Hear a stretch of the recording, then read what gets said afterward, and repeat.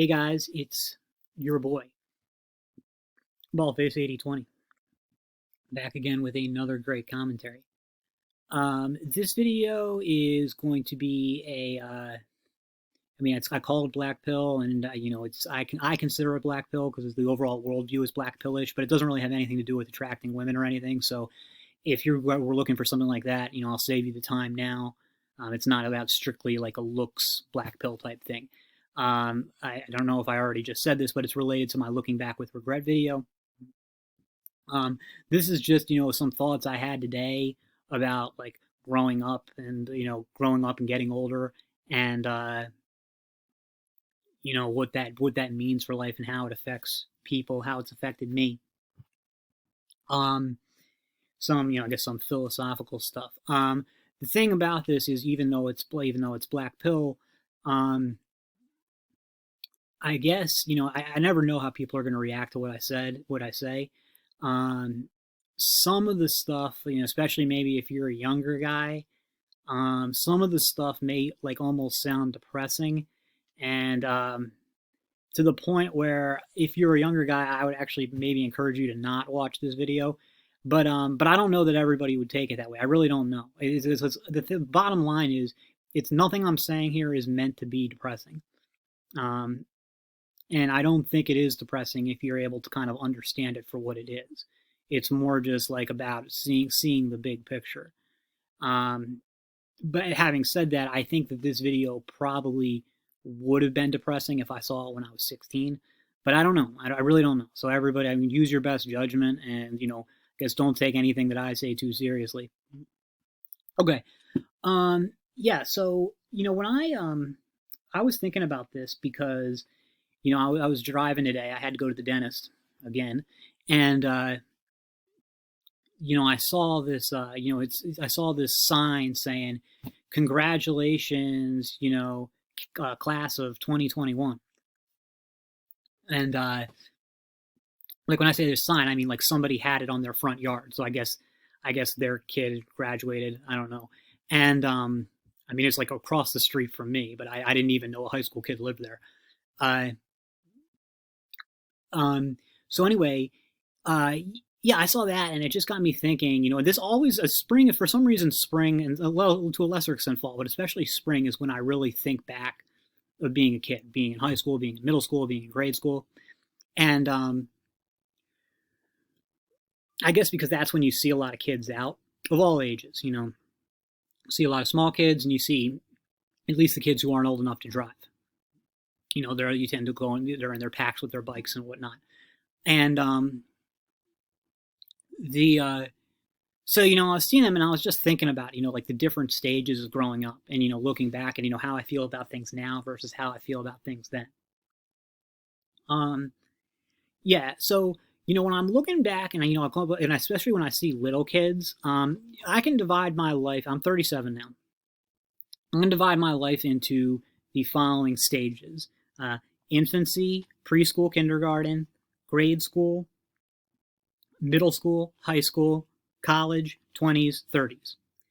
Um, I'm not going to really discuss the 20s and 30s because it's not. I don't really think that as a stage they're really worth discussing. I'm not going to discuss infancy because I don't really remember it that well. I actually do remember quite a bit of preschool and kindergarten, but if you ask me to like evaluate those years, I don't really know. It's I don't like did I enjoy those years or not? At the time it probably looked like I did, but are my memories of those times particularly positive? No, not really. And it's just not really interesting. However, I think there's this central section, this grade school, middle school, high school, and college, uh, really is kind of interesting to look back on and evaluate. And when I look back now, at age 37, and I'm just kind of like able to like look and see everything, like from an outside perspective, stepping back and looking at things. Um, when I look back now, grade school was the happiest time of my life. The being a kid in grade school. You have to keep in mind that I was in grade school in a time in 1990 as a middle class kid in 1990s suburban America. So, I my grade school experience is probably going to be different than most other people's. And like the 1990s was not necessarily everywhere in the world. Some of you guys are from Russia or Eastern Europe where things really sucked in the 90s. Some of you are from the Middle East or India where things really sucked in the 90s. The Or Latin America where things sucked in the 90s. But in the U.S., the 90s was like our peak decade. It was the best things have ever been in America. And since then, things have just gotten worse and worse. So being a kid in that time, it really was a really magical time. So that was a big, big part of it. The thing is, I can remember, as a kid, either this probably would have been when I was in third or fourth grade. I think it was when I was in fourth grade, that I could kind of tell even then that this is the best it's ever going to be. I kind of had that feeling because it's like this is as good as it gets. And I remember asking both of my parents separately, like, was your childhood the happiest time of your life? And they both told me no, their 30s was. And my dad may have just been lying to me. My mom, I believe that her childhood kind of sucked. But if they were lying to me, I'm glad they did, because I would rather, because generally I think it's better to know the truth, even if it's unpleasant. But like, I think that would kind of be the exception. Like, I think that part of enjoying childhood, like, or not talking about childhood, I mean grade school years. Part of me enjoying them as much as I did was two things. One was thinking, yeah, as good as this is, the best is yet to come. That was a big part of it. And then the other part was thinking, well, this isn't ever going to end anyway. Because like, even as like a third grader, you're out of grade school in 2 years. But the thing is, like, I remember how things felt. 2 years means never. 2 years means never as a third grader. It's just like there's this sense of just that time doesn't really exist when you're young. Now, I'm not sure. What I can't really remember is if time actually felt like it moved slower back then. I think that it did, because I remember fourth grade was the first time I ever had this feeling of like, wow, this year feels like it moved really fast. So I do think that there is kind of a thing where time actually feels like it speeds up as you get older. But yeah, so no, I thought that but when I look back, those were the best years, especially being like, and now that it's springtime, you can see it, and when you see the kids playing and stuff, and I remember, that's probably like the most fun I've ever had, the happiest I've ever been was not summer, but spring. Spring as a kid in grade school, playing with your friends out, because like where I live, it gets cold in the winter. So there's this feeling like the school year is coming to an end, which is better than when it actually is ended, is like waiting for it to end. So everything's getting relaxed. You start wearing shorts to school. Then you're going out and like playing stuff on recess every day. Everything feels so good because you've been cold in the winter, and it was such a great feeling. It was such a great feeling. It was awesome. And when I was a kid, I played baseball in the spring. Most boys where I lived played baseball in the spring. And I didn't even really like baseball that well. That's not when I was a kid. I did, but yeah, that was the best time of my life, looking back on it. And so I don't know that necessarily everybody else would have the same experience, though. So that goes through fifth grade and stuff. And when I go to sixth grade, middle school, I don't know what it's like where you guys live, but in most of America, you do grade school, middle school, high school, and it's like grade school is kindergarten through fifth grade, middle school is sixth through eighth grade, and high school is ninth through 12th grade. Now, it used to be different. It used to be grade school was first through sixth grade, middle school was seventh through ninth grade, high school was 10th through 12th grade. I have no idea why they changed it. And they didn't call middle school, they called it junior high. But it kind of makes sense, because when I look back on it now, and I guess I kind of noticed it even at the time, sixth grade was like a dramatic mark of where my childhood ended. That it was no longer childhood anymore. Technically, that this was like a true, like an abrupt transition from child in grade school to young adult in middle school, because it was a completely different, way of life. Like when going to middle school, one thing I noticed, or I mean, I'm not sure I noticed it at the time, but when I look back on it, you know, in middle school we didn't play anymore. Like, remember how you would go play with your friends? By the time you're in middle school, you don't play. Like, like when I was in grade school, like my best friend and I at the time, we would come down to my basement.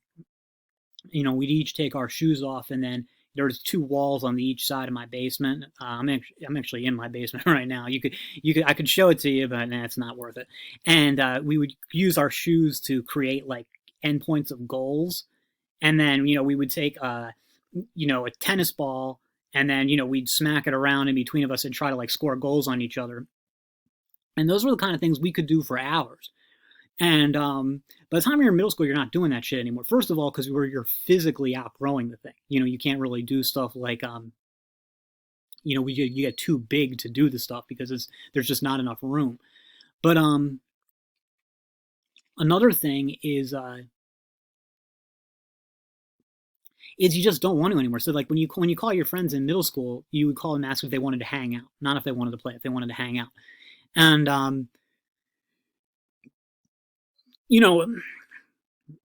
at the time, honestly, I didn't really feel like I had lost anything because obviously but you gotten older, you lost interest in that stuff of playing. But I didn't realize looking back that I had ended what was the best chapter of my life.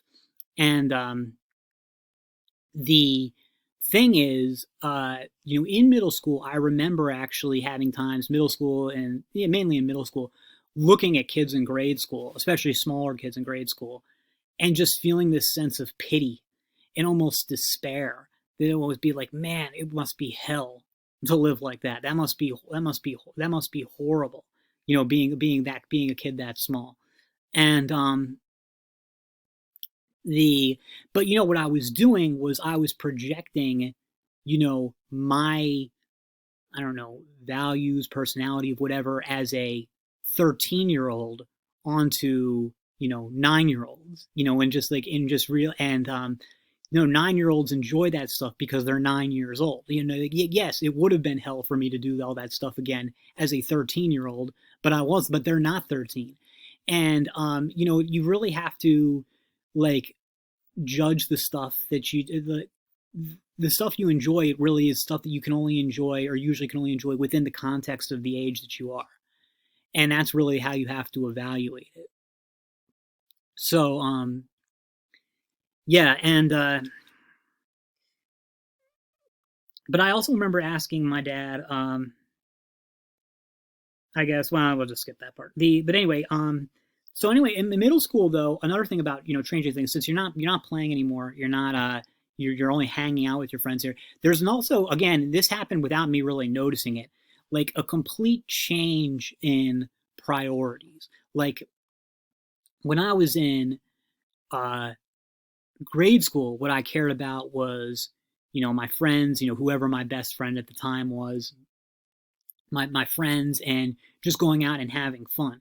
By the time got to middle school, my priorities kind of shifted to, not kind of, they sort of dramatically shifted to social status, my appearance, and and girls. And those would, this started in 6th grade, and those would remain my primary areas of interest or focus for the rest of until I graduated high school. It's a pretty dramatic change. And the stuff and at the time all that shit was new and exciting, so I didn't really care about what I had lost or what I had given up from back in grade school, because I was kind of done with all that. But yeah, so when I think about middle school, like in total though, those 3 years, 6th, 7th, and 8th grade, I look back at it as kind of a transitory but overall very unremarkable time. And the I know, but I would say that like a couple of things, stand out is that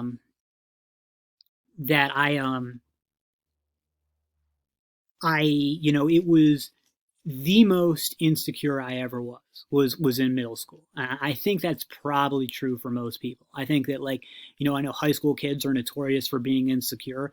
I think that for most people, by the time they get to high school, they may be insecure, but the worst is over. That's what I think. It certainly was for me, and I think for most people. I don't remember being insecure at all in grade school or before that. I think the major insecurities really started to develop in middle school. It was definitely the most insecure I ever was. Um, and the it's also the first time, especially towards the end of high school, and this probably related to health problems I was having, as well as problems with my family and stuff, when I started desperately wanting to grow up. Whereas I never really thought about it when I was in grade school. Like middle school was the first time I started thinking, like, get me the hell out of here, out of this house, out of the town that I live in, out of my family.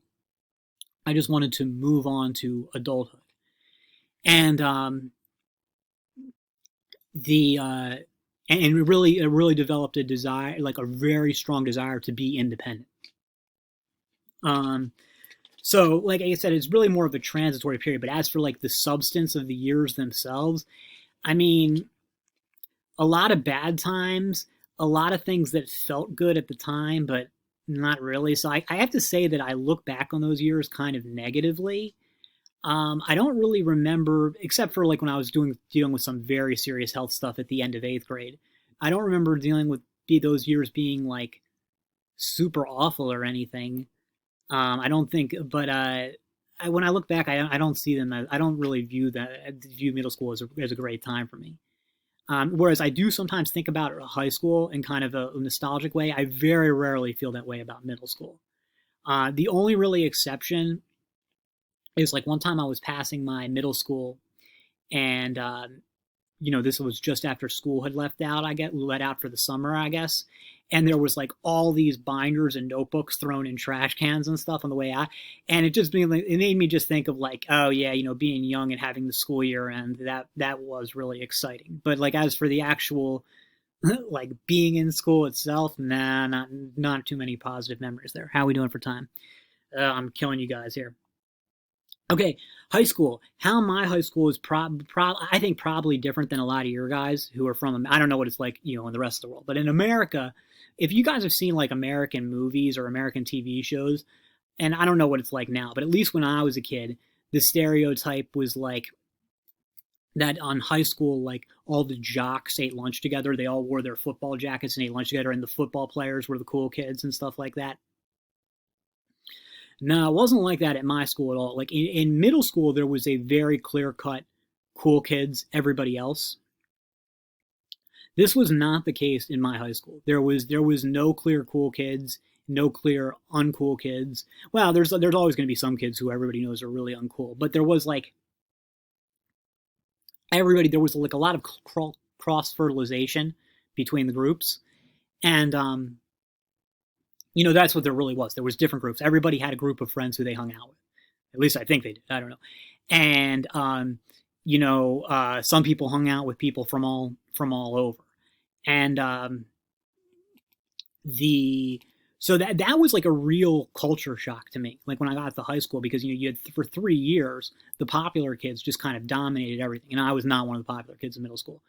The popular kids just kind of, and all of a sudden you get to high school and they don't exist anymore. I mean, there's the kids are still there, but there's no social hierarchy, and I think it's because high school is just so big. In middle school, you're really confined to your one class, whereas in high school you're mixing with all four classes, and everybody's doing their own thing anyway. Um,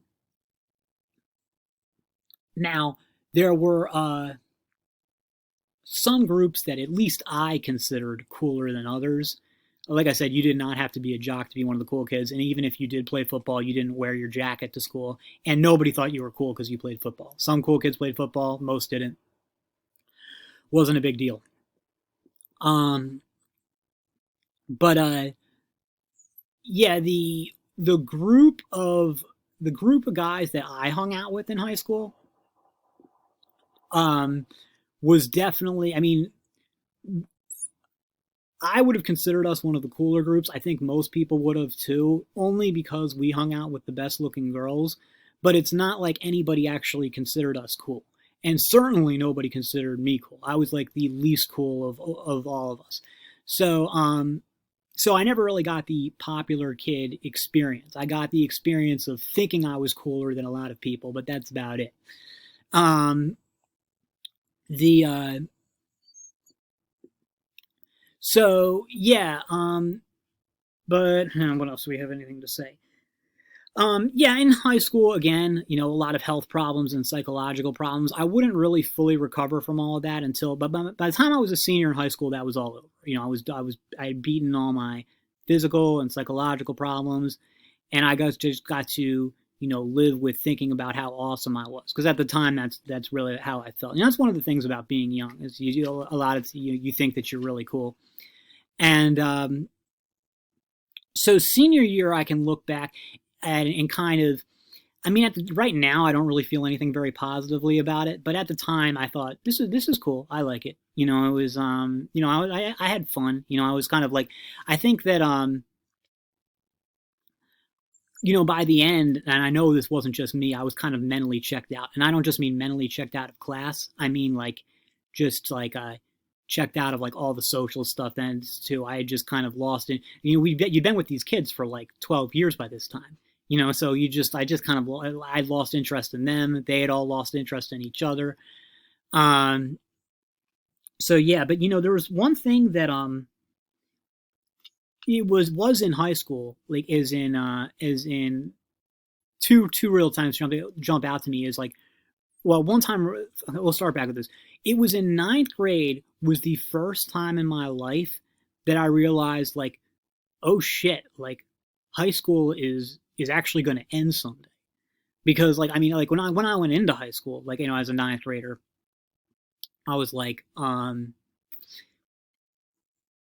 was thinking like, okay, yeah, I mean, I knew of course that, you go to high school for 4 years and I understood that. But again, as a ninth grader, 4 years equals never. That's really how I felt. Like I'm going to be in high school forever. That's what it felt like.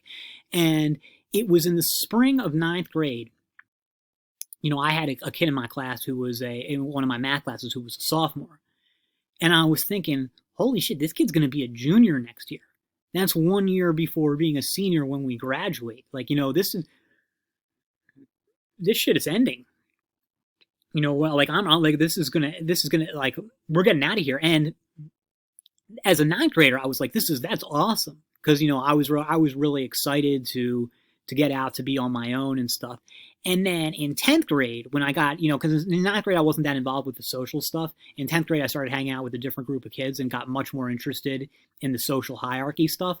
In 10th grade, the same thing happened. And I started to like panic about it and be like, holy shit, this is going to end. What's my life going to be like? Because as a 10th grader, I felt like, well, this like high school social pecking order, that's all there is in life. Like what else? Like there was even this TV show that was on at the time called Boston Public about teachers in public schools, and I didn't actually watch the show, but there was a preview of one of the episodes where one of the students is talking to teachers.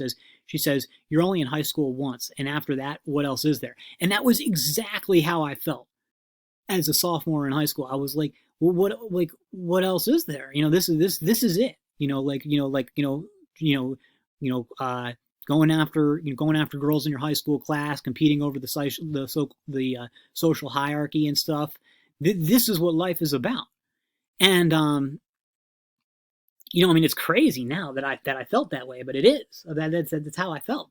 And then it was the first time in my life that I started feeling envy for people younger than me. I remember I was feeling envy of I was a sophomore. I was feeling envy of the freshmen because they were going to be in high school longer, and that they still had all this time ahead of them. It was so crazy because my life, I mean, it just had never been an issue before. Another thing though, at the end of, so that was when I realized high school was ending, but I mean, that's really all that I realized. And then there was something else that had happened. It was at the end of sophomore year. So the school year had ended, and we still had video stores in these days. I know a lot of you guys have probably never even seen one of these things. You can go and like rent a physical tape, like a tape that you would put in a VCR, and you would watch it and then rewind it and then bring it back to them. The So there was this. I went and because people had been talking about Fight Club forever, but I had never seen it, never had much interest in it, and but I went and rented it. And because the school had just ended, so I was like, this will be a fun thing to do on the first day of summer. And I watched Fight Club. I think I watched it with my younger brother. And the movie I wasn't crazy about. That's not really the point. I mean, it was okay, but there's this part in it where Brad Pitt's the movie stars Brad Pitt and Edward Norton, and he so anyway, there's this part where Brad Pitt and Edward Norton are talking, and Brad Pitt is telling the story. He says, like, my father never got to go to college, so it was always really important to him, that I go. And so he's always telling me to study like stuff in high school so I can get good grades and I get into college. So I do that and I get the good grades and I say, like, well, what do I do now? And he says, well, you go to college. So then I go to college and I study and I get really good grades there.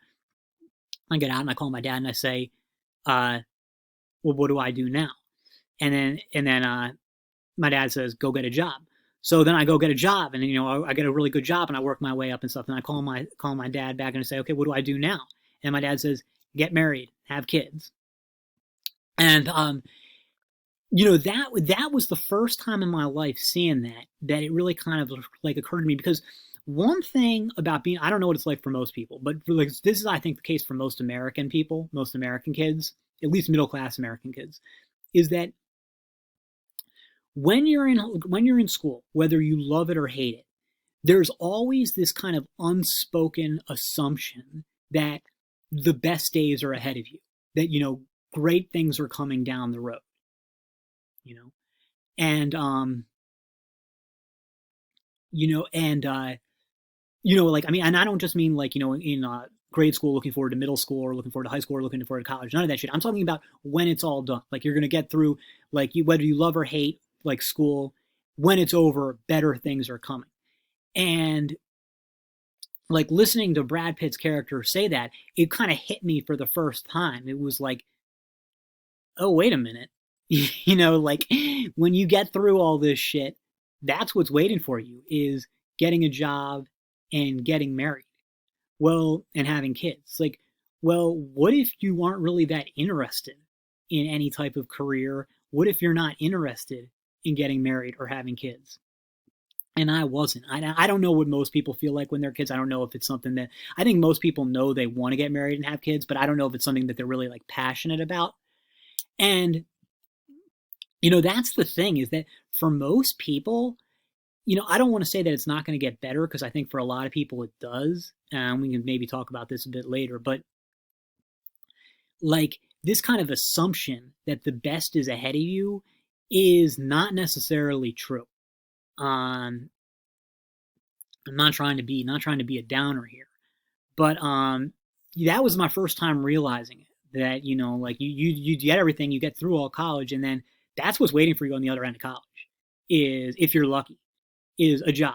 Is a job. Maybe it's a good job. Maybe, I mean, that's the thing. Maybe you find a career that you love doing.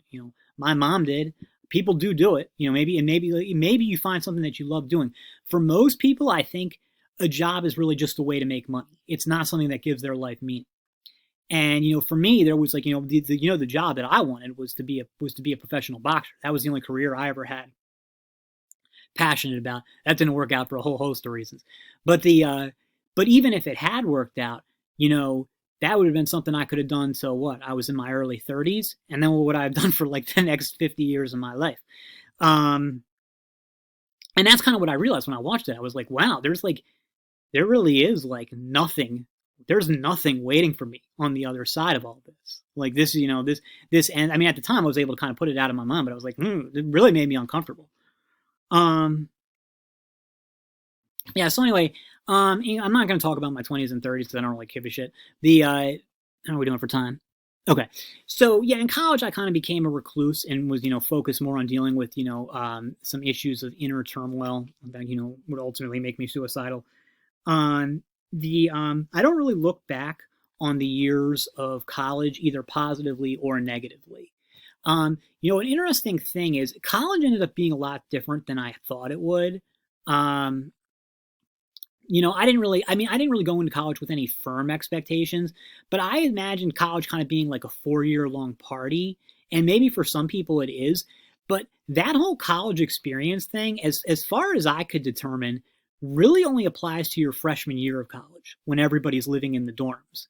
I mean, after that, college feels much more like real, at least to me, looking back, it feels much more like real life than it did like school because you're not living on campus anymore.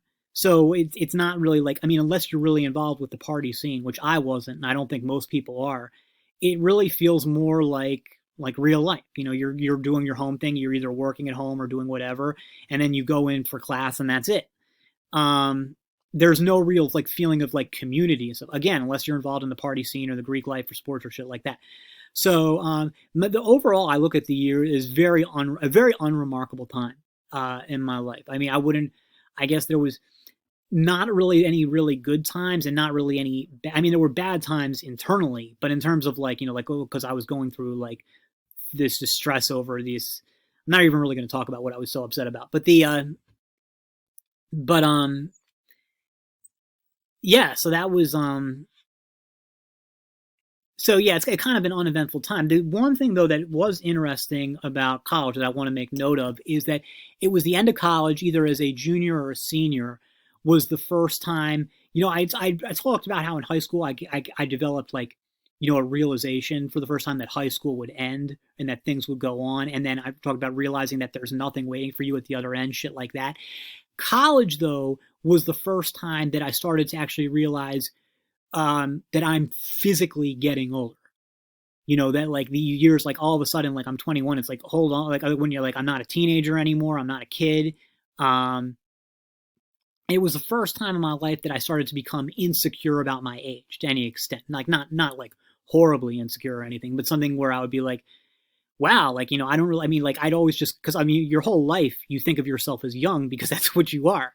And it becomes like something that, like, even though young is just a condition, you start to think of it as a permanent attribute because you've never had experience being anything else. And like all of a sudden, like, yeah, 21 is young in some ways, but in some ways it's not so young. And it really depends on like your perspective. Whereas like 15 is young no matter how you put it. And, there isn't any feeling of there. At least I didn't have any feeling of getting older then. I know that now today, like with the internet, kids start getting insecure about aging at age like 15 and stuff. But I don't. I mean, maybe for girls it was like that, but as a guy, I didn't, and I don't think anybody did. Um. So yeah. Um. So anyway, I guess what I wanted to say is, I mean, like I don't even really know why I wanted to make this video because I'm not sure what I was trying to say, like, or what is it that I wanted to say, except beyond one thing. And that's what, I talked about how when I look back now, the happiest I ever was when I was in grade school. And, when I look back, but, I can see that I had a great experience in grade school. When I look back on my middle school and high school experience, um, excuse me, um, as you guys can tell from my story, I didn't really have a great experience in either of those places. And yet as I told you, I had, by the time I was in 10th grade, this feeling that I didn't want to leave. And the thing is, it's like like when I was a kid, I would have like, I was even in middle school or high school, like except when I was really dealing with the bad health stuff. If you would have asked me, am I happy? I would have said yes. Like overall, I was happy. Like my life wasn't the way that I wanted it to be, but I was always working on it. I was always working on it. I always had hope, and I always expected that it was ultimately going to be the kind of life I wanted.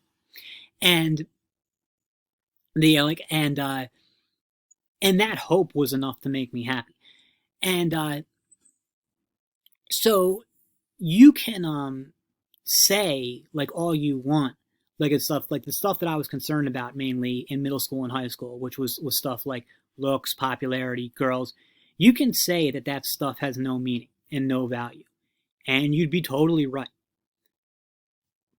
However, value and meaning, and this is something that I really kind of just realized, there are really arbitrary things. Um, we can talk about like if maybe there's some like ultimate meaning or value from union with God or union with the universe, depending on your point of view. But other than that, it's pretty arbitrary. This stuff like is meaningful to you. If it's meaningful to you, it has value. And so like as a kid in grade school, it was like I wasn't happy despite no meaning. It was I was getting meaning through playing, like playing with my friends and stuff and having friends and stuff like that.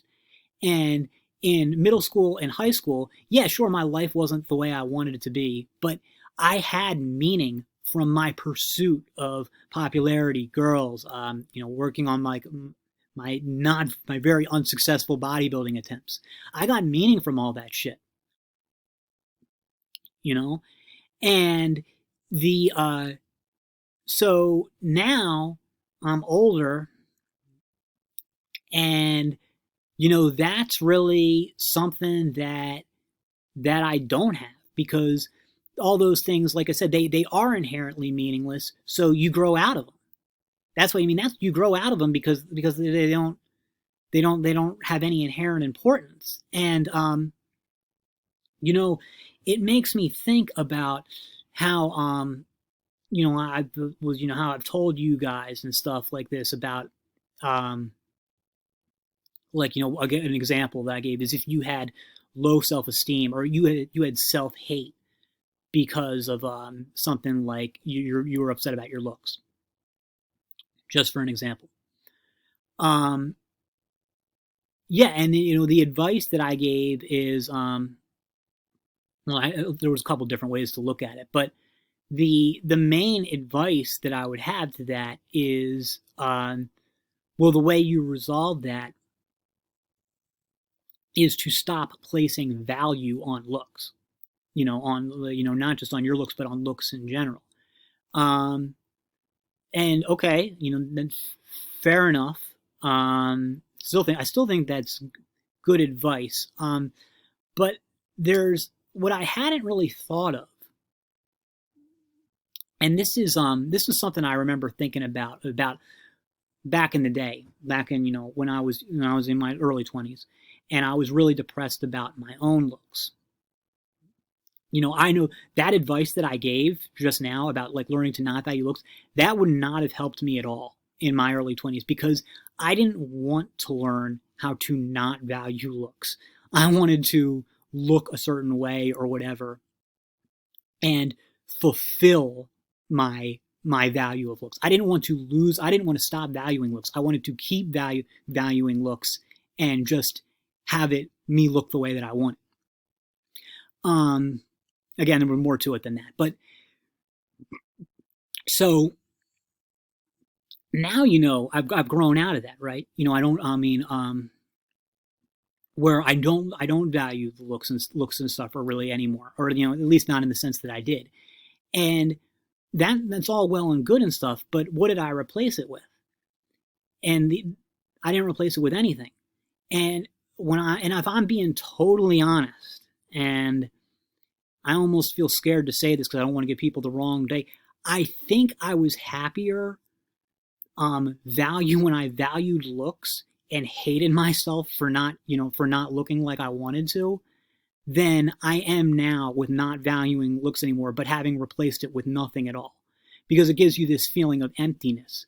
Now, as I mentioned before, I'm suffering from depression, and it's under control, but it's there, and it's definitely a problem. So you could say that that's part of it, and I really don't think that's it. I really don't think that's it. Because there's this just huge sense that I have now of this just kind of lack of meaning and lack of purpose, and that comes from not valuing these superficialities. Because this superficial bullshit is all that I've cared about for so long. And when I don't have it anymore, like, yeah, it was stupid, but at least it was something. And now I have nothing. And so I mean, I think what the answer is, what they're going to tell you, right? Is, well, you get married and have kids, and you find meaning from that. Well, first of all, no, I'm not going to do that. Second of all, I'm not totally sure I buy that. I mean, it definitely wouldn't be the case for me, but even for people who are like the people who are really super happy to be married and have kids, like, you have to keep in mind that a lot of the marriages end up not working out. And if marriage and kids are so great, why do you have, I'm not saying not to, I'll talk more about this later, but why do you have people cheating and stuff? Like, especially like, or like there's plenty of pervert middle-aged dads who are, flirting with their daughter's friends and stuff like that. It's like, that's fucked up, man. If I mean, it's like, I understand it, but it's like, if you're so fulfilled from your marriage and your kids, why would you be going after jailbait like that? And it's like, why would, I don't know if you guys remember Royce from back in the day, but he had this saying, which is a gross oversimplification. But he said, a man is only as faithful as his options. And that would be something like, so like an NFL or an NBA player who, even though they'd be married and have kids, they would be, fucking, groupies every night because it's available to them. If they're, if attractive women are available to them, they're going to get with them, period. And that's obviously not true for all men. It's, again, a huge oversimplification. But there's something to it. And so yeah, that's just a general thing. I'm not trying to say don't get married or don't have kids. I might even talk about this later. Yeah, so I don't know. Again, I'm not advising you guys to saying you should be more superficial and stuff. I'm just saying that, like, I guess I didn't really think about it though. And I don't have any regrets about, like, kind of like getting to a point where, like, I could see the meaninglessness of this, because I think it's inevitable. That I think that if you just live long enough, you're going to see it eventually anyway. When you see, like, the, in Buddhism they call it the emptiness of things, and that's probably not a great word for it, but that's and it took me a while to even understand what it meant. But you kind of need to think of it on a while, and I can't really explain it, so maybe I don't understand it if I can't explain it. But the bottom line is, it doesn't mean what it sounds like. But when you do kind of see it, I don't know how you really go back. And what it means is, like, I can't even fantasize about the stuff that I used to because that's, a lot of the stuff is, I could be happy because I could escape into these fantasy worlds I created. But I can't do that anymore because it's like, it's just like even my fantasies have no substance. So what the fuck am I supposed to do now? I don't know, man. I guess you just got to you just find something else or try. I don't know, man. Maybe if you're, like, more spiritually evolved, or because that's what I feel like happened is, like, I got the vision or wisdom that you get from spiritually evolving, but my soul is at the same low level it always was. Like, so like my soul is still at the same low level where what you would make me happy is, status, achievements, groupies, stuff like that. But that's like what my soul wants, but my mind can no longer is able to see through, like, the hollowness of all that shit, of all of the meaninglessness of it. And without that illusion of meaning, it's no longer satisfying. I mean, that's the best way I can think to say it. I'm assuming everybody's clicked away by this point. I hope for your sake you have, but that's the best way I can think to say it. So it's just like, well, what the fuck do I do now? I don't know. That's all for now, and I'll see you in the next.